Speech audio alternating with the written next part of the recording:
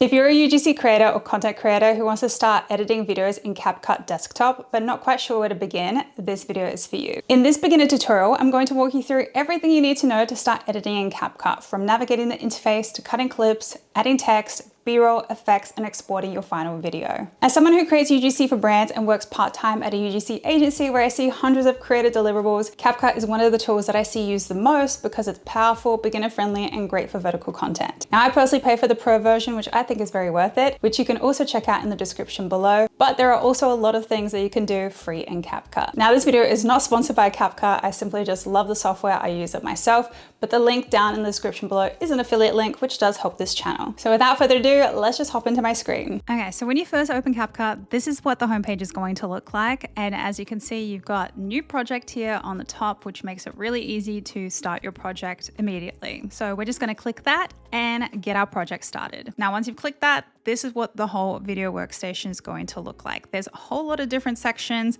I will cover them briefly just so you know what each section does, but I really want to get into the more editing portion so you can have a bit more action and actionable things that you can do to actually start editing your videos. So in the top left-hand corner, you have all of your toolbars. You got media. This is where you'll import all of your media that you'll be using for your videos, whether it's your photos, videos, music, anything that's going to be used in your final video edit. Next, we have audio. So this is things like sound effects and music, and you can definitely scroll along and see a lot of different types of music that you can use for your project. Just note that anything with a purple diamond around it is a pro feature. So in order to be able to use those, you will need to use the pro version of CapCut, which is only about $10 a month, which in my opinion is very worth it if you're editing a lot of videos. Coming over to text, this is really great if you want any text on screen, kind of like what you see on social media these days. People love to create like different fun text with different elements and things like that. So text is a really cool feature to use as well, which I'll show you in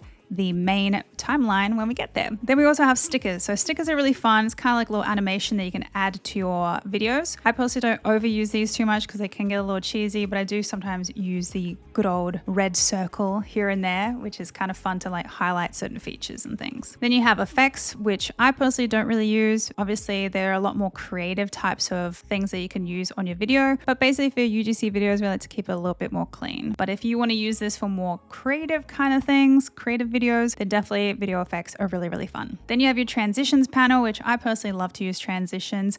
Obviously not too much as well. You kind of don't want to overdo it on transitions, but this is where you find all of them. And again, anything with a purple diamond is going to be a pro feature. Then we have filters. You basically just put a filter on top of the video and it kind of gives you that same effect that you can see within the preview windows here. Then you have adjustments. You can basically drag on a custom adjustment onto your video to change things like the exposure, the contrast, any shadows, highlights, etc. This is really good. Sometimes if maybe your video looks a little washed out, you can adjust it from there however you feel like. And then you have templates, which are really cool because if you don't want to start editing from scratch, these templates will actually help you create a nice video edit with their template features already built in them. All you'll see is the length of the video of the template, as well as how many clips you'll need to make this template possible for you as well. So there's so many you can scroll down and check out. It's really, really cool. I sometimes like to play with these. Now moving on down to this little bottom window here, this is going to be your timeline, your project timeline. So this is once you've dragged all of your clips on, you can start doing your full edits on the video that you're creating. And then here is going to be your playback window. So you'll be able to see exactly what the edit looks like as you're editing it in real time. So to first start off a project, you want to click either import,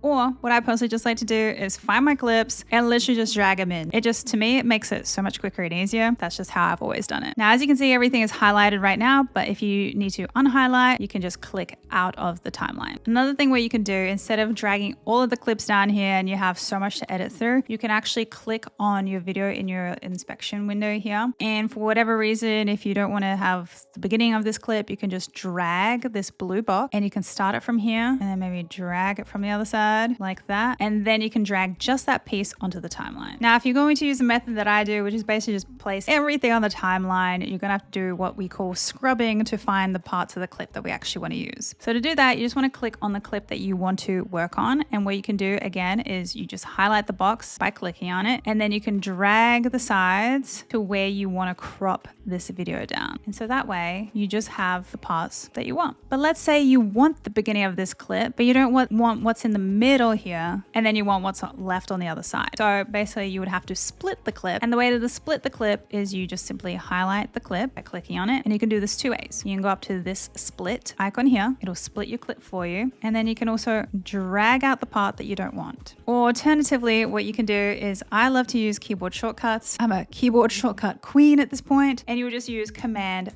B to do the same thing. So you'll split it just like that, and then you can drag it to where you want it.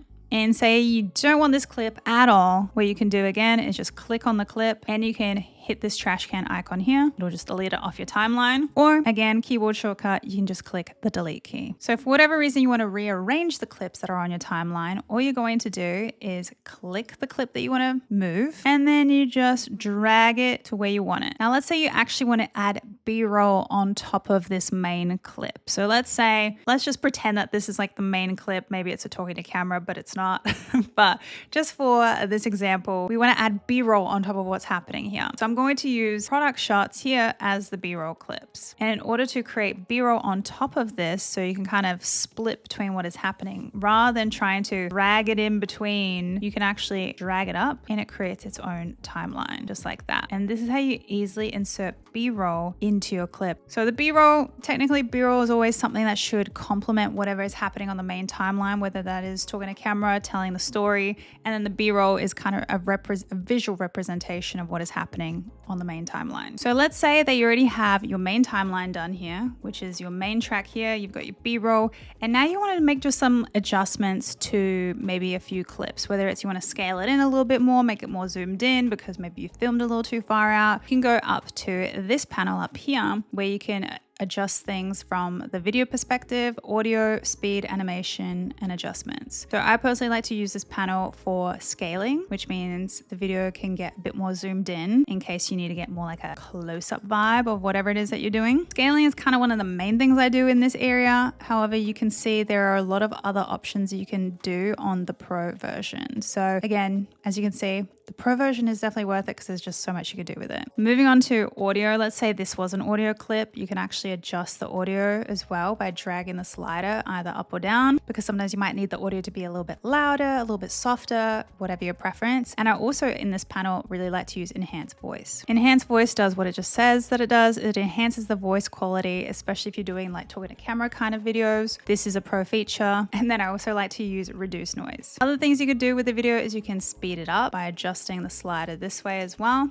As you can see, really sped it up. I personally don't use speed too much because I just think it looks a little unnatural, but you do you, totally fine. And then animations, they're kind of fun as well to use here and there. As you can see, there's a lot of pro ones, but I'm sure you can find some really good free ones as well. So things like that, really fun to use here and there. I don't use them too often. But let's say now we have adjusted our clips, we've split them how we want them, we've adjusted the scale of them. We can also use transitions. So transitions are really fun. I like to use them sparingly as well, but all you have to do to use a transition is to drag it between two clips. So as you can see, now you have a transparent kind of white box between the two clips, and you can grab it to either make it longer or even shorter. So as you can see, this made it a little longer, a little bit more natural versus something that would be really, really fast. And if you want to add any kind of filters onto your video as well, you just do it simply by dragging it onto the video that you want it on. Again, this is just more an artistic kind of thing. I wouldn't personally use it for UGC videos, but you know it's there.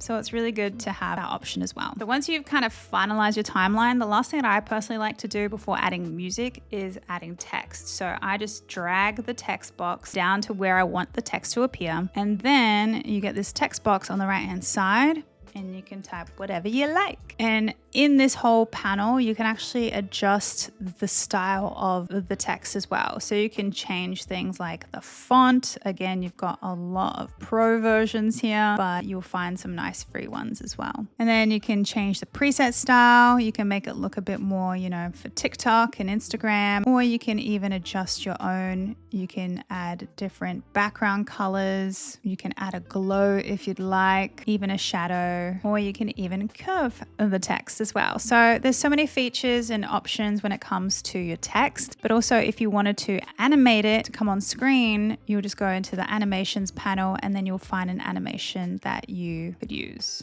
And again, CapCut has so many. They have both pro versions and free versions, and they just add a little bit more pizzazz to your videos. Another thing that is really important in videos these days is captions. So the great thing that I love about CapCut is that it has auto captions. So you just can click auto captions and it'll generate for you. Now, because none of my videos have any talking audio, they're not going to generate captions, but just so you know, that's an option there. And it's just such a great, fast way to add captions to your videos. And once you finish off your entire edit, the last thing I love to do is to add any kind of audio. So you'll just go to audio, and this is where you can find different kind of music that you want. And the way to just bring it down into the timeline is just click it, drag it, and then just like that, you got your audio. And again, you can adjust the volume by adjusting the slider right here. And if you want to add any sound effects, you just do the same thing. You can just drag it down wherever you want that to appear. So it can go along with maybe the text. Let's just play back what it's going to sound like with a bit of a cut,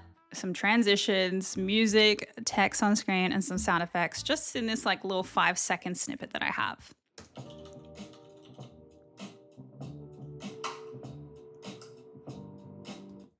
So you kind of get an idea. There's just so many different layers that you can add to create a really cool visual inside of CapCut. Now, let's say this whole video project was finished. To export it, super simple. All you do is you go up to this export button, right-hand corner. You can give your video a title if you haven't yet, and then you can choose which folder you want to export it to, and then the export settings. Typically, we like to keep it in 1080 because even if you put it in 4K, any social media platform is going to compress it anyway. So 1080 is really good. The bitrate recommended. If you want to do higher, you always can. I just keep it recommended, and then everything else I keep the same. And then all you do is click export, and there you have it. You will have a video ready for social media. So as you can see, CapCut is so much fun to play with. It is super easy to use, and the pro version is so worth it. So if you do want to check out CapCut Pro for yourself, be sure to check out the link in the description below. It is my affiliate link. However, it does help out the channel. If you did find this video useful, be sure to give it a like and subscribe to the channel so you never miss another video from me. Thanks so much for watching, and keep building your dream.